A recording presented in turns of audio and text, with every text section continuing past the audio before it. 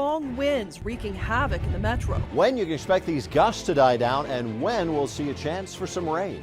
More trouble at Aurora PD. A leaked report reveals a serious backlog of investigations. Tonight, we're asking who's responsible. These issues have plagued the city of Aurora's police department for many years. Every child deserves somewhere they can play, even if the parents have to build it themselves. We often have to fight to get things for miles. How you can help their mission, bringing an adaptive playground to their neighborhood. Next.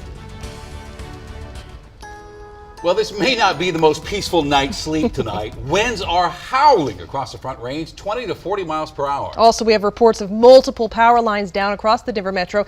At last check, 2,100 customers are in the dark. That's down from nearly 10,000. We have team coverage for you tonight. Chief Meteorologist Mike Nelson will join us in just a moment with what is still to come tonight. We're going to start with Denver 7's Rob Harris live in South Denver, the Platt Park area. This is Emerson in East Colorado, and we have some big limbs and power lines down there, Rob. Yeah, you can probably even hear the gust of wind over my microphone, see my hair flying in the wind. There's a lot of it out here, and I've actually seen the firefighters have to replace this caution tape already because the wind keeps blowing it down. You can see, though, beyond the tape, that huge branch from the tree that was blown down into that car. I don't know if it's showing over the screen as well, but there's also a down power line just behind that car that was presumably brought down when that branch came down. So that's what we're watching for tonight, are the downed trees and power lines from this wind. Xcel says they have the crews out here working to restore power to as many people as possible. Shannon and Jacqueline, you guys mentioned 2,100 customers are reported right now without power. That's down from about 7,000 as of an hour ago. So those crews are out here working to get power restored to those people. Also, we have the firefighters here trying to keep them, to keep people safe around these down power lines. But the message from Xcel is, if you see a down power line, assume that it is live and stay at least 25 feet away from it, guys. All right, and we appreciate their quick work of that tonight, Rob. Thanks. And remarkably, we haven't seen any major damage, but not for Mother Nature's lack of trying. We clocked winds of 116 miles per hour today at Berthoud Pass. Chief Meteorologist Mike Nelson joins us. Mike, Mother Nature's not done with us yet tonight. No, and look at this list of winds we've had in the last 12 to 18 hours. Up at Peak Breck, 103 miles an hour. Tabernash, 98 miles per hour. 80 up on Loveland Pass. Netherland, Georgetown, 65 to 70 miles per hour. Encar, they had 75 mile per hour winds. The winds are not quite as strong up in the foothills now, but look at them across the metro area. 40 miles an hour currently at DI. Broomfield at 35 miles per hour. These winds kind of come in waves, almost like crashing on the beach as they come off the mountains onto the plains. So it will vary quite a bit along the Front Range. We still have fire weather warnings in effect for tomorrow across much of eastern Colorado and high wind warnings. The winter weather advisory to the west will expire overnight tonight as the snows are going to be coming down. But look at this list of all of the watches and warnings out on the eastern plains. Still a windy day coming up for tomorrow. Not much moisture out there. We'll say windy, but not quite as windy. Lighter mountain snows, still a cool day on Wednesday. Much nicer weather on the way by Friday. Details coming up in just a few. All right, we'll see you in a few then. Thank you, Mike. And officials believe a down power line ignited this wildfire in the Carriage Hills area north of Boulder. A gust in that area this morning topped 70 miles per hour. Now, firefighters were able to quickly contain the blaze, keeping it to just a half acre in size. In late December, strong winds turned the Marshall Fire into a disaster. It burned more than 1,000 homes in Boulder County, hundreds in Louisville. All new tonight, during a public hearing this evening, the Louisville City Council voted in favor of an ordinance that would allow homeowners who want to rebuild to opt out of the city's new green codes. Homeowners have complained that those green codes that make new building more energy efficient were also costly barriers to rebuilding, adding tens of thousands more to the price. More trouble tonight for the Aurora Police Department. With a potential change in leadership looming, a leaked report reveals a long and serious backlog of investigations. As Denver 7 CB Cotton reports, city leaders are now playing the blame game. A scathing 4-page report. It's shocking and it's quite frankly appalling. On Tuesday, Denver 7 spoke with Aurora city leaders and they all agreed this report by an independent police records consulting firm detailing a backlog of more than 2,500 crime reports was unacceptable. But who is to blame? The attorney for Police Chief Vanessa Wilson says her client certainly isn't, and instead is pointing the finger at city leaders. It's just another attempt to throw mud on Chief Wilson and claim this is all her fault so they could justify terminating her.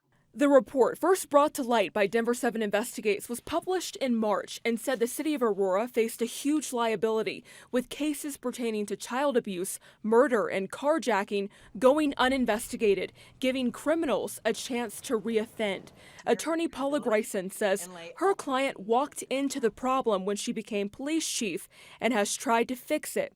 But Greisen says Wilson's calls for help fell on deaf ears. Chief Wilson, among others, has been asking for those issues to be addressed. Greisen went on to say Wilson hasn't been given the resources or support to make changes within the department. The city of Aurora is making it impossible for her to do that job when every day there's a barrage of bullets being thrown at her that undermine her. The city says it's down to a little more than 1,200 delayed reports. And in a statement to Denver 7, Aurora City Manager Jim Twombly said in part, "These are not failures that have occurred overnight." And he outlined a series of steps the city is taking to reduce the backlog. But Greisen says a missing step is support for Chief Wilson. It does not lie at Chief Wilson's feet. And if the city council had been doing their job, they would have been aware of this problem long before they leaked the report that they leaked today.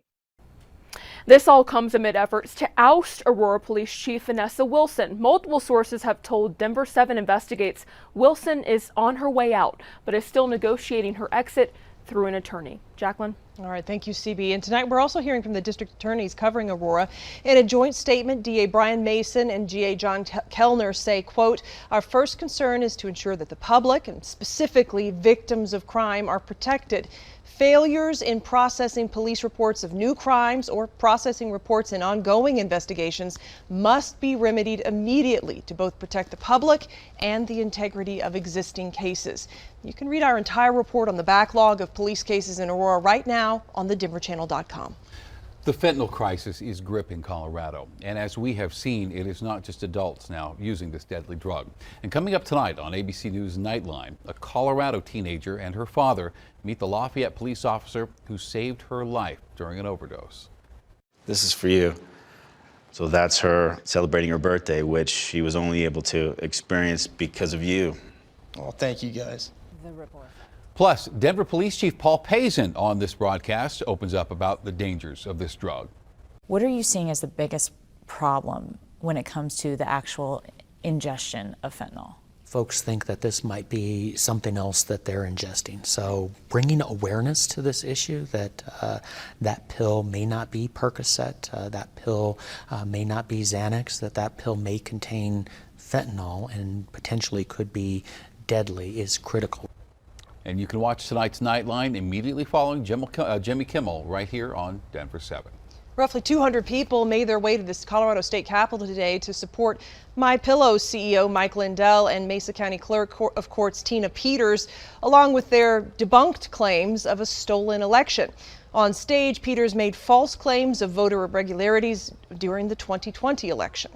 They want you to shut up. They want you to sit down. They want to pat your little head and say, "Nothing to see here. Move along, everybody." And we're too smart for that, aren't we? Peters, who is running for Secretary of State, is facing felony charges for allegedly tampering with her county's election equipment. Now, the Colorado GOP has asked Peters to suspend her campaign because of her legal issues. Well, tonight, Colorado leaders are paying tribute to a trailblazer. Gloria Tanner, the first black woman to serve as a Colorado State Senator and a member of the Colorado Women's Hall of Fame, has died. Our partners at the Denver Post report she died yesterday in her home in Denver. She was 86 years old. A place for every kid to play. He really enjoys playing on the playground, like most kids. How you can help support an adaptive playground in Berthoud. The wild winds from earlier today will start to calm down. I think you'll like the 7-day. Plus, Lord Stanley in sight, a playoff spot up for grabs tonight in Pittsburgh.